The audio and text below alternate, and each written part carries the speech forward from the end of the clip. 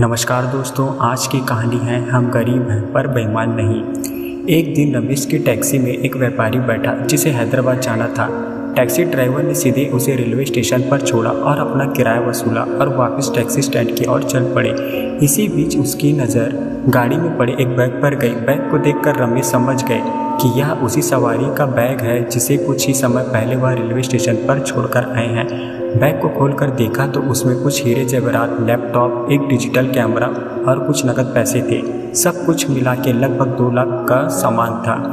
रमेश की आंखों के सामने अपनी टैक्सी की फाइनेंस की तस्वीर आ गई। इतनी ज्वेलरी बेचकर तो उनकी टैक्सी का लोन आसानी से उतर सकता था।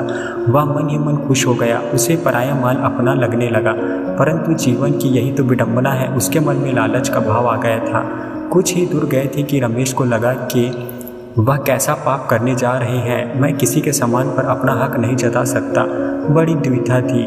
एक और ज्वेलरी सामने पड़ी थी और दूसरी ओर उसकी ज़मीर खुद पर ही धिक्कार रही थी। कुछ देर बहुत सोचने के बाद रमेश पास के पुलिस स्टेशन गया और बैग ड्यूटी पर मौजूद थानेदार के हाथ में थमा दिया। अब थानेदार कभी बैग में पड़े सामान को देखता और कभी ड्राइवर का चेहरा देखता।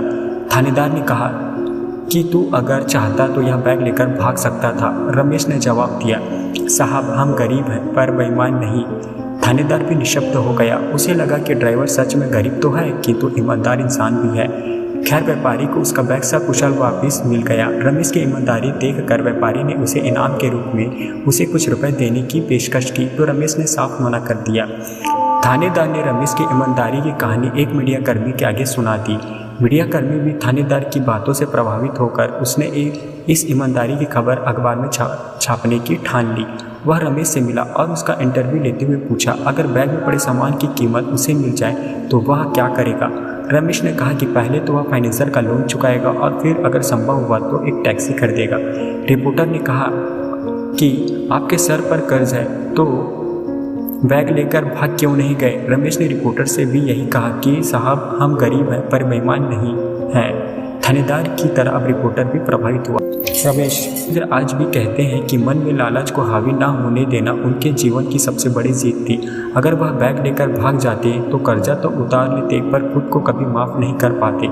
जिंदगी भर मैं कभी सर उठाकर जी नहीं पाता।